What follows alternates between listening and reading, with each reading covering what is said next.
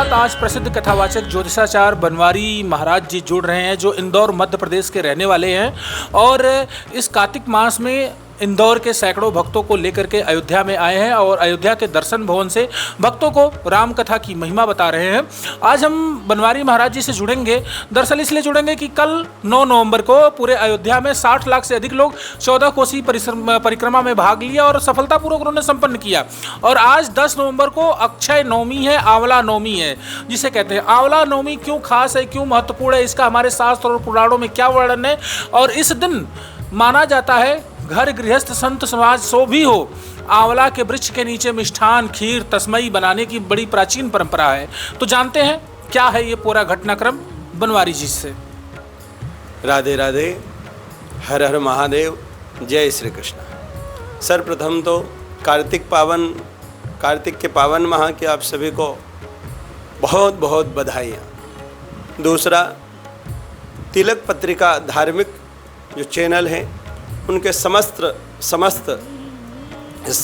इस चैनल के माध्यम से जो धर्म का सनातन संस्कृति का प्रचार कर रहे हैं उन्हें भी बहुत बहुत बधाइयाँ, खूब खूब आशीर्वाद। आप सब खूब उत्तरोत्तर उन्नति को प्राप्त हो, यह हमारे आप सभी के लिए, पूरे चैनल के लिए मंगल कामनाएं। दूसरा, कार्तिक का महीना अयोध्या धाम, ये साधारण भूमि नहीं है, ये भगवान पुरुषोत्तम मर्यादा पुरुषोत्तम श्री राम की भूमि है। माँ सरयू का पावन तट है। इस तट पर, माँ सरयू के पावन तट पर रहना इस माह में, कार्तिक का महीना, शास्त्रों में, वेदों में, पुराणों में, उपनिषदों में इतनी महिमा, उस महिमा का बखान नहीं किया जाता। कार्तिक को विशेष रूप से लक्ष्मी नारायण का माह कहा गया है। यह लक्ष्मी नारायण का महीना है और इस महीने में आराधना, उपासना, तपस्या, और इस महीने में एक विशेषता है। गांव हो, नगर हो, शहर हो, हर जगह माताएं इस महीने में प्रातःकाल ब्रह्म मुहूर्त में उठती है, ब्रह्म मुहूर्त में स्नान करती है।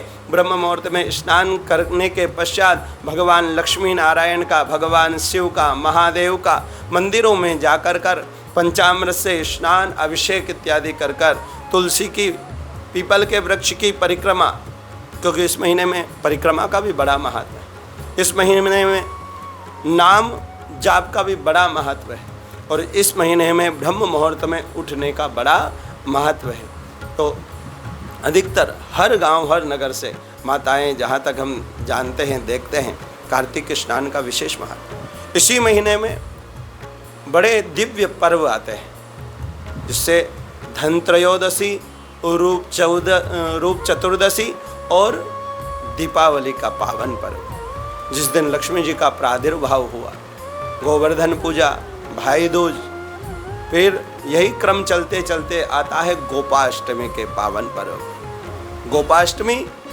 जिस दिन भगवान कृष्ण कन्हैया ने अपनी गैयाओं को गोचारण के लिए लेकर कर गए थे, ऐसे ही गोपाष्टमी का पावन पर्व। और उसी पावन पर्व के उपलक्ष्य में यहाँ 14 कोसी परिक्रमा इस अयोध्या धाम में लगाई जाती है।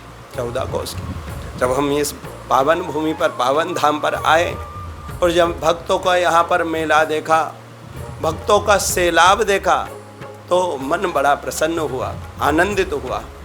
ऐसा लग रहा था जिस प्रकार से सरयू मैया बहती है, उसी प्रकार से परिक्रमा मार्ग में समस्त श्रद्धालु भक्तजन भगवान राम का जय जयकार करते हुए, भगवान राम का गुणगान करते हुए, माँ जानकी का जयकार करते हुए, हनुमान लला का जयकार करते हुए, और 24 घंटे की ऐसी दिव्य परिक्रमा जिसमें लाखों करोड़ों की तादाद में भक्तजन आए, भगवान के गुणगान गाए और गोपाष्टमी के पावन पर्व पर यहाँ के रज को अपने मस्तिष्क पर लगाया। तो यहाँ आने से और कहा गया कि पदे पदे एक पैर चलने से इस भूमि पर राजसु यज्ञ का पुण्य फल प्राप्त होता है। तो जो यहाँ पर पधारे और जिन्होंने परिक्रमा की, राम नाम गुण गाया, दिन में रात में, क्योंकि 24 घंटे तक परिक्रमा चलती है, दिन में रात में खूब आनंद के साथ में उनकी मुक्ति, उनको भगवान का साक्षात्कार, भगवान राम के दर्शन की अनुभूति अवश्य हुई होगी और उनके जीवन में अवश्य ही सुख आएगा, शांति आएगी और प्रभु का भजन, प्रभु का यजन, प्रभु का कीर्तन और प्रभु को जो नमन उन्होंने वंदन किया है, उससे उनके जीवन में बहुत परिवर्तन आएगा। आज पावन पर्व है आंवला नवमी का। आंवला नवमी जिस प्रकार से बताया, इस दिन का क्या महत्व है, क्या विशेषता है।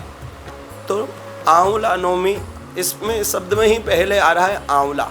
आंवले के वृक्ष को आप सब जानते हैं। हमारे यहाँ सनातन संस्कृति में हर वृक्ष को किसी न किसी देवता से जोड़ा गया है, उसमें किसी न किसी देव का वास है। बेलपत्र का वृक्ष हो, उसमें शिव का वास बताया गया है, लक्ष्मी का वास बताया गया है। पीपल का वृक्ष हो तो उसमें नारायण का वास बताया गया है। बट वृक्ष हो उसमें शिव का वास, ब्रह्मा का वास बताया गया है। उसी प्रकार से आंवले में लक्ष्मी का वास बताया गया है, लक्ष्मी मैया का। और इस दिन आंवले के वृक्ष की पूजा करना चाहिए, परिक्रमा करना चाहिए। और एक और, अगर आप अपने घर में स्थिर लक्ष्मी चाहते हैं, अखंड लक्ष्मी चाहते हैं, अपने व्यापार में और अपने व्यवसाय में अगर वृद्धि चाहते हैं, तो अपने घर में श्री यंत्र स्थापित कर श्री यंत्र के ऊपर अर्चन भी करना चाहिए आंवले से। कोई सहस्त्रार्चन करता है हजारों आंवले के द्वारा, कोई कमल के पुष्प के द्वारा, कोई कंकु अर्चन के द्वारा। तो इस दिन की विशेष महत्ता है, विशेष महत्व इस दिन का है। जितनी आराधना लक्ष्मी नारायण की जा सके, उतनी आराधना हमें करना चाहिए। ओम श्री लक्ष्मी नारायणाय नमः। दूसरा, इस महा में विशेष रूप से दीपदान का बड़ा महत्व बताया गया। कहा गया है, शुभम करोति कल्याणम आरोग्यम सुख संपदाम शत्रु बुद्धि विनाशाय दीप ज्योतिर नमोस्तुते। कहीं भी किसी देवालय में, किसी धाम में, किसी तीर्थ, किसी नदी, किसी सरोवर के तट पर जाकर, सागर के तट पर जाकर इस महा में दीपदान अवश्य करें। और जो अभी ये समय चल रहा है कार्तिक शुक्ल पक्ष, ये पूर्ण शुक्ल पक्ष दीपदान का है, तीर्थों में स्नान का है। तीर्थों में जाकर स्नान करें। गंगा मैया, सरयू मैया, यमुना मैया, सरस्वती मैया में स्नान कर क्योंकि स्नान करने मात्र से जन्म जन्मांतर के आपके जो पाप हैं, ज्ञात अज्ञात पाप हैं, सारे पाप समाप्त हो जाते हैं, सारे पाप। और दीपदान कर आपके जीवन में जिस प्रकार से दीपक से प्रकाश निकलता है, आपके जीवन का भी अंधियारा समाप्त होता है और आपके जीवन में एक नई किरण, नई ज्योति, नया प्रकाश जागृत होता है दीपदान करने से। तो हमेशा कार्तिक के महीने में विशेष रूप से अभी दीपदान अवश्य करें। देखा आप लोगों ने आंवला नवमी को लेकर के पूरी जानकारी बनवारी जी महाराज ने तिलक पत्रिका पर हमारे साथ साझा की। मैं देवेश पांडे, अयोध्या।